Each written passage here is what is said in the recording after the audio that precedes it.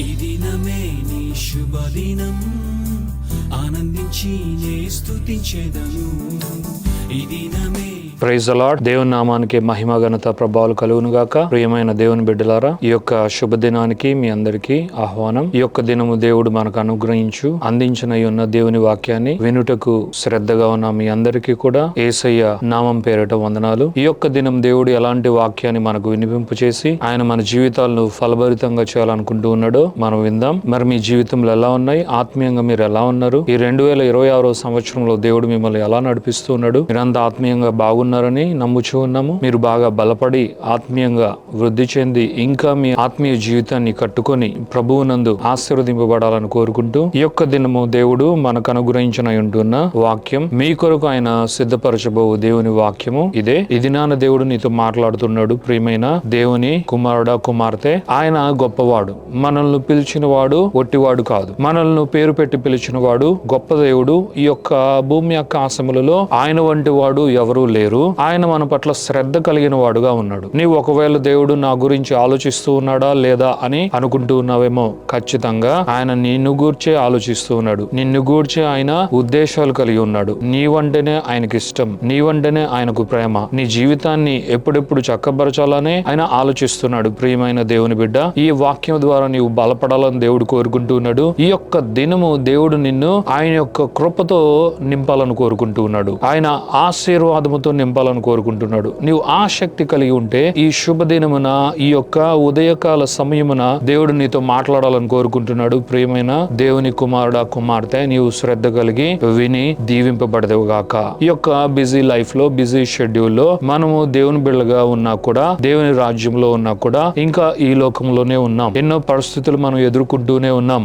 అనేకమైన ఉపద్రవములు మనకు ఎదురు పడుతూనే ఉన్నాయి. ఇలాంటి పరిస్థితులలో మనము సమాధానము లేక, శాంతి లేక, నెమ్మది లేక మనం అవస్థపడుతూ ఉంటే ఈ రోజు దేవుడు మనతో మాట్లాడాలని కోరుకుంటూ ఉన్నాడు. దేవుడు మనకు శాంతిని అనుగ్రహించే దేవుడు. మన దేవుడు శాంతి ప్రదాత అయినటువంటి వాడు. మన దేవుడు ప్రిన్స్ ఆఫ్ పీస్ అయి ఉన్నాడు అని దేవుడు మనకు గుర్తు చేస్తూ ఉన్నాడు. ప్రియమైన దేవుని బిడ్డలారా, శాంతి అన్నది ఆయన వశమై ఉన్నది. ఈ యొక్క భూమి పైన ఎవరు శాంతి కలిగి ఉన్నా లేకపోయినా మన దేవుడైతే ఆయన మాత్రమే శాంతపరుడు కాదు, కానీ ఆయనతో పాటు మనల్ని కూడా ఆయన శాంతితో, ఆయన సమాధానముతో నింపు దేవుడుగా ఉన్నాడు. ప్రియమైన దేవుని బిడ్డలారా, నేను మీకు ఒక సంగతిని నేను జ్ఞాపకం చేయాలని కోరుకుంటున్నా. యేసయ్య ఎప్పుడైతే ఆయన ఒక శిశువుగా ఈ భూమి మీదకి అడుగు పెట్టాలని కోరుకుని దేవుని ప్రణాళిక చొప్పున ఆయన ఎప్పుడైతే అడుగు పెట్టాడో వెంటనే మనం లూకాసు వార్త 2వ అధ్యాయంలో ఒక గొప్ప మాట మనము వినగలం. 11, 12, 13, 14 వచనములలో అత్యున్నతమైన దేవుని యొక్క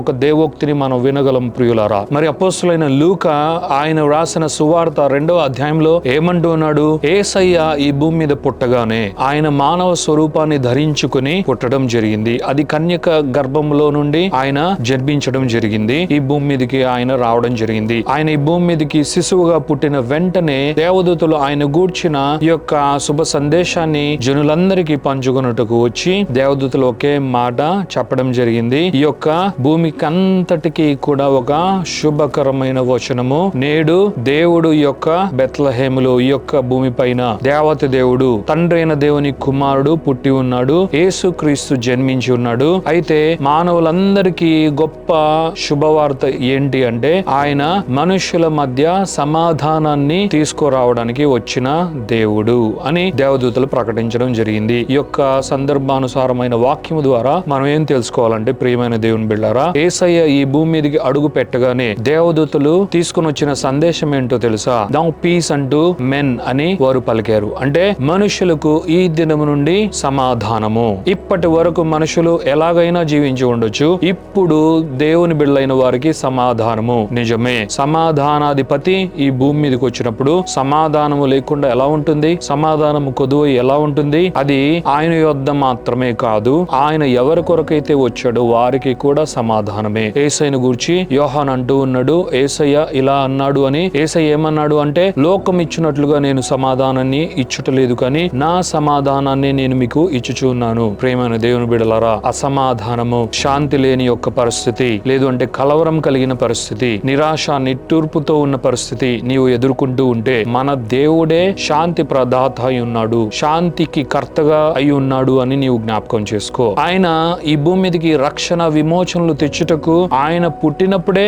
సమాధానము ఆయన ద్వారా ఈ భూమి మీదకి అది ప్రవాహము వలె వచ్చింది, అది సంచారము చేసింది అని జీవవాక్యము మనకు తెలియపరుస్తుంది. అంత మాత్రమే కాదు, యేసుక్రీస్తు పరిచర్య కాలంలో కూడా యేసయ్య నా సమాధానాన్ని నేను మీకు ఇచ్చుచున్నాను అని మనలందరినీ గూర్చి ఆయన ఒక గొప్ప వాక్కును విడుదల చేశాడు. ఆ సమాధానాన్ని ఈ దినమున మనము స్వీకరించాలని దేవుడు కోరుకుంటున్నాడు. అంత మాత్రమే కాదు ప్రియమైన దేవుని బిడ్డలారా, ఈ సమాధానము మన జీవితంలో అది నిలిచి ఉండాలి అంటే, ఈ సమాధానాన్ని మనం అనుభవించాలి అంటే, ఈ సమాధానము పరిస్థితులన్నిటినీ అధిగమించి మరి అది మన జీవితంలో నిలబడాలి అంటే, మనము ఒక్క వాక్యము చొప్పున దేవుడు ఆ వాక్యాన్ని బట్టి ఏం కోరుకుంటున్నాడో, ఆ వాక్యం ఏం చెప్తుందో దానిని బట్టి మనం చేయగలిగితే నిజముగానే ఈ సమాధానం మన సొంతమే. మరి ఆ వాక్యం ఏం చెప్తుంది? దేవుడు అంటూ ఉన్నాడు, ఎవని మనసు ఆయన మీద ఆనుకొని ఉంటుందో, ఎవని మనసును వాడు దేవుని మీద ఆనుకునేలాగా చేయగలడు అనగా, వాని ఆలోచనలలో, వాని మతిలో, వాని మనసులో, వాని హృదయంలో దేవుని పైనే ఆలోచన కలిగి ఉంటాడు, దేవుని గూర్చిన ఆలోచనలు కలిగి ఉంటాడు, దేవుని రాజ్యమును గూర్చిన ఆలోచనలు కలిగి ఉంటాడు, వాడు తప్పక సమాధానాన్ని అనుభవిస్తాడు. అయితే వాక్యం ఏం సెలవిస్తుందంటే, ఎవని మనసు నా మీద ఆనుకొని ఉంటుందో వానిని నేను ఒక బహుమానంతో నింపుతా, అదే పూర్ణ సమాధానము. నేను నా యందు విశ్వాసం ఉంచి వారి మనస్సు నా పైన ఆనుకునేలాగా చేయగలిగిన వారిని పూర్ణ సమాధానంతో నేను నింపుతా, అనగా పర్ఫెక్ట్ పీస్ తో నేను నింపుతాను అని మన దేవత దేవుడు ఈ దినమును మనకు సెలవిస్తున్నాడు. దీనిని అభయముగా మనకు ఆయన కనుపరుచుచు ఈ యొక్క వాగ్దానాన్ని మన జీవితంలో విడుదల చేస్తున్నాడు. ప్రియమైన దేవుని బిడ్డలారా, మీరు ఆలకిస్తూ మీరు గనక దీనిని లక్ష్య పెడుతూ ఉన్నట్లయితే, ఈ దినమే సమాధానము నిన్ను ఏలుటకు సిద్ధముగా ఉంది. నీవు చేయవలసింది ఒకటే, నీ మనసు ఎవని పైన ఉంది, ఎవరి పైన ఉంది, దేనిని గూర్చి ఉంది, దేనిపైన ఉంది, నీవు ఆలోచించుకొని ఆ మనసును దేవుని వైపు త్రిప్పుకుంటే చాలు. దేవుని పైన నీ మనసు ఉండేలాగున నీవు చూచుకుంటే చాలు. దేవుని పైనే మన మనస్సు మరలా ఉండులాగున మనము చేయాలి అంటే, దేవునితో మనకు కలిగి ఉన్న సహవాసాన్ని మనం కొనసాగించాలి, దేవునితో మనం సమయాన్ని గడపాలి. దేవుడే మనకు అన్ని అని ఆయన సన్నిధిలో మనము విలువైన సమయాన్ని గడిపి ఒక గొప్ప అనుభూతిని గనక మనము చెందగలిగితే, తప్పక మన మనసు ఆయన మీద నిలుచులాగున మనం చేసుకోగలము. తద్వారా దేవుడు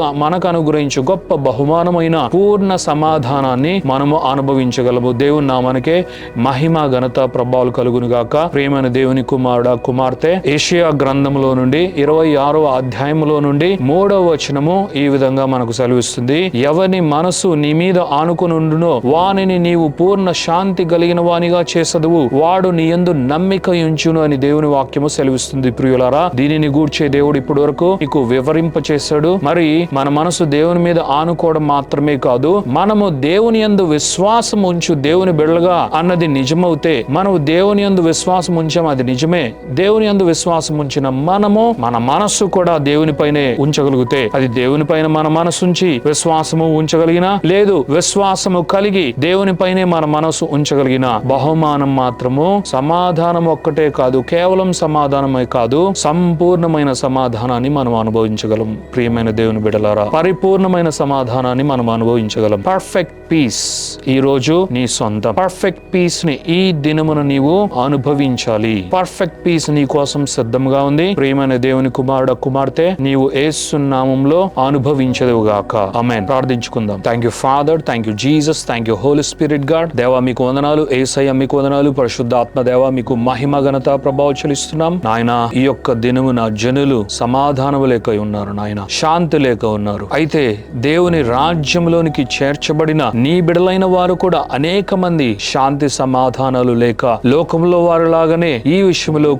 కొరత కలిగి ఉన్నారు. వారందరూ కూడా ఈ దినమున నాయన తండ్రి నాయన బలపరచబడదుగాక. నాయన ఇదిగో తండ్రి నాయన మీ యందు నాయన వారు నాయన ఇదిగో తండ్రి కరెక్ట్ చేయబడదుగాక. మీ వాక్యము వినుచు ఉండగా ఈ వాక్యం వారిలో పని చేయునుగాక. దేవా, నిజముగా మీరు శాంతి ప్రదాత, మీరు నాయన ప్రిన్స్ ఆఫ్ పీస్ అయి ఉన్నారు. శాంతి ప్రదాత మీరే యేసయ్య. మీరు ఈ భూమి మీదకి శాంతిని తీసుకొని వచ్చారు, సమాధానాన్ని తీసుకొని వచ్చారు. మనుషుల మధ్య సమాధానాన్ని నాయన తీసుకొని వచ్చినందుకు మీకు వందనాలు. అలాగుననే నా శాంతినే మీకు ఇచ్చుచున్నాను, లోకం ఇచ్చినట్లుగా కాదు అని సెలవిచ్చిన దేవత దేవుడు నీవే. అలాగున నాయన మీరు ఒక గొప్ప వాగ్దానాన్ని మీరు మాకు అనుగ్రహించారు. యెషయా గ్రంథములో నుండి 26వ అధ్యాయము నాయన ఇదిగో 3వ వచనము ద్వారా ఇదిగో తండ్రి నాయన మా కన్నులు మీరు తెరిపించారు. అనేక మంది హృదయములు మీరు బ్రద్దలు చేసి నాయన ఇదిగో తండ్రి వారు ఈ వాక్యాన్ని నాయన విని వారి హృదయంలో చేర్చుకుని లాగున దానిని లక్ష్య పెట్టులాగున మీరు చేస్తున్నారు. మీకు కృతజ్ఞతాస్తుతులు చెల్లిస్తున్నాం నాయన. పర్ఫెక్ట్ పీస్ నాయన, పూర్ణ సమాధానాన్ని ఇచ్చు దేవుడుగా మీరున్నారు. ఈ యొక్క వాగ్దానము ఈ దినమే వినుచున్న అనేక మంది ఎవరి మనసు మీ పైనకి మరలాయో, ఎవరి మనసు మీ పైన ఆనుకొనుందో నాయన ఇదిగో తండ్రి వారిని ఇప్పుడే మీరు పూర్ణ సమాధానముతో నింపారు. మీకు వందనాలు, స్తోత్రాలు చెల్లించుకుంటున్నాం. ఈ సమాధానమే మీ బిడ్డలను ఈ దినమున ఏలునుగాక. ఈ దినము నుండి యేసు నామములో ప్రతి దినము ఏలునుగాక. దేవాన్ని బ్లెస్ చేస్తూ మా బిడ్డలందరినీ బ్లెస్ చేస్తూ బిడ్డల యొక్క అవసరతలన్నీ తీర్చబడునుగాక అని సూపర్ న్యాచురల్ థింగ్స్ని ఈ యొక్క దినము నుండి అనేక మంది చూచెదరుగాక. దేవాన్ని నాయన మీ చేతులకు బిడ్డలందరినీ అప్పచెప్తూ ఈ యొక్క ప్రార్థన, స్తుతి, ఆరాధన యేసు పరిశుద్ధమైన నామములో అడిగి వేడుకొనుచున్నాము తండ్రి. Amen, amen, amen.